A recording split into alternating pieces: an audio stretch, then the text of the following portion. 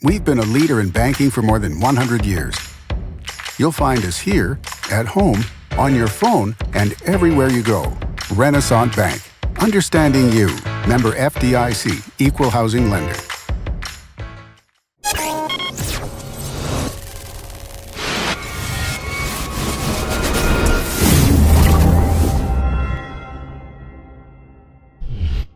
Sponsored by Renaissance Bank.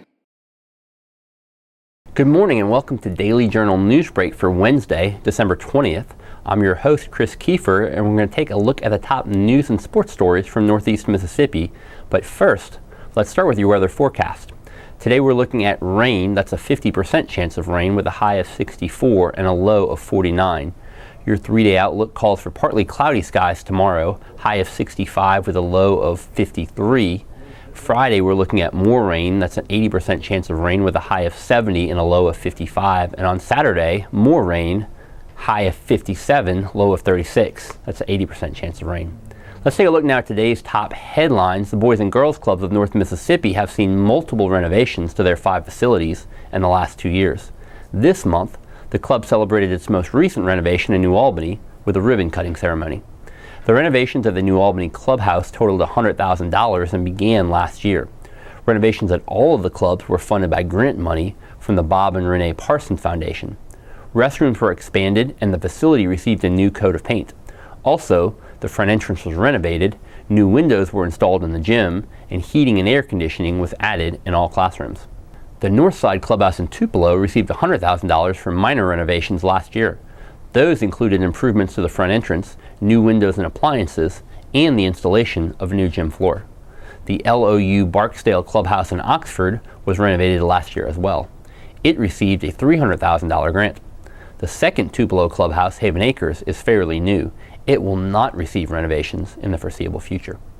Preliminary work has already begun on a proposed solar farm in Lee County.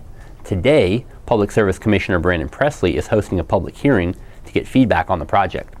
The hearing will be held today at 2 p.m. at the Lee County Justice Center.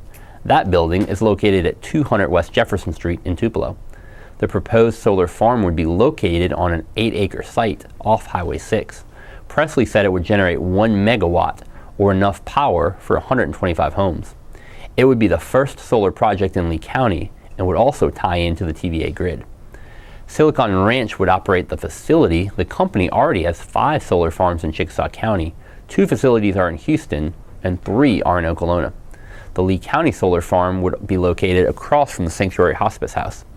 It would also be part of TVA's Solar Solutions Initiative.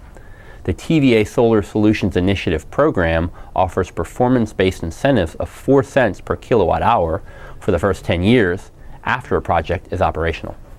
Tupelo leaders want to buy an emergency notification system that can be used to send alerts by phone call or text message to local residents. Mayor Jason Shelton's administration presented the plan during a work session on Monday. The presentation included details of different alert systems with different capabilities and price points. Chief Operations Officer Don Lewis said the administration's recommendation is the Code Red system. Its annual cost is $12,500. Officials emphasized that such a system would allow them to deliver urgent messages to the city's residents. For instance, it could send alerts when public shelters have opened or street closures are planned. The messages can also be restricted to a narrow geographic area rather than to the entire city. Monday's discussion was preliminary, with Fire Chief Thomas Walker emphasizing he wanted more guidance from the council. Council members seemed largely open to the idea. And in sports, the Mississippi State football team held its final on-campus practice on Tuesday as it prepares to play Louisville in the TaxSlayer Bowl on December 30th. The Bulldogs will now take off a few days before they depart Starkville on Christmas afternoon. The team will hold its first practice in Jacksonville at the University of North Florida on December 26th. Keaton Thompson continued to get the majority of the reps as he prepared to start at quarterback in place of injured Nick Fitzgerald. The coaching staff worked with the true freshman on Tuesday about being more demonstrative when making his calls at the line of scrimmage. Tuesday was also a special practice for the Bulldogs' 14 seniors who held their final workout in Starkville. Those seniors have a chance to tie the 1942 and 2015 senior classes for most victories in school history.